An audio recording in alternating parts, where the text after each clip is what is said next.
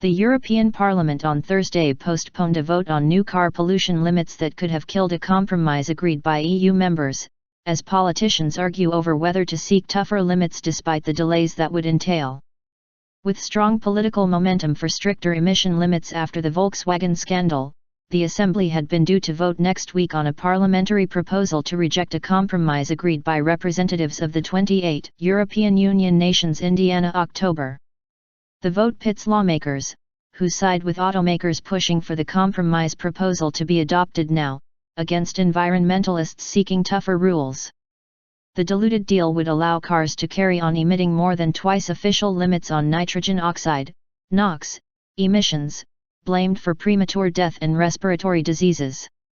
It was overwhelmingly rejected by the Assembly's Environment Committee last month, but members of the centre-right European People's Party, EP, and of the Socialists and Democrats on Thursday supported pushing back a plenary vote until next month.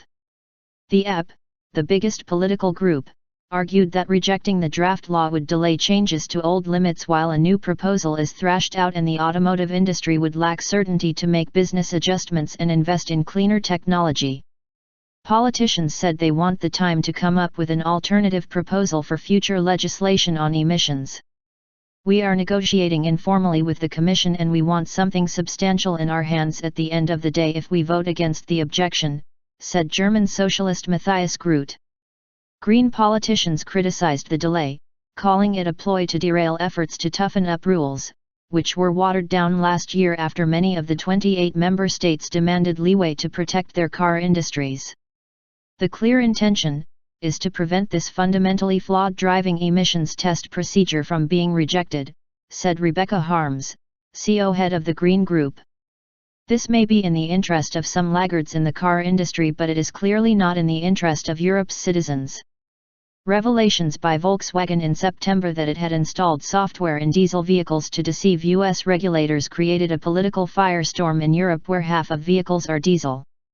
The cloud over the industry darkened on Thursday as sites of French carmaker Renault were inspected by investigators looking into its emissions technology, news that wiped billions off its market value.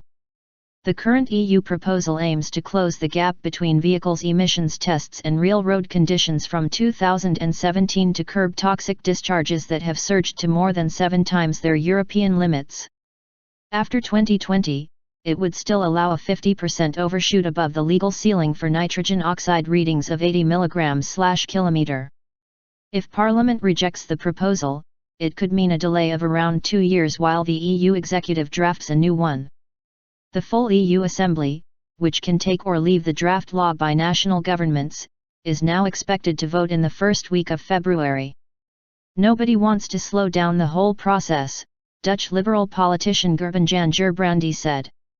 "On the other hand, if we allow cars to emit so much more than legally already in the law, we don't give member states the instruments they need to clean up air in cities."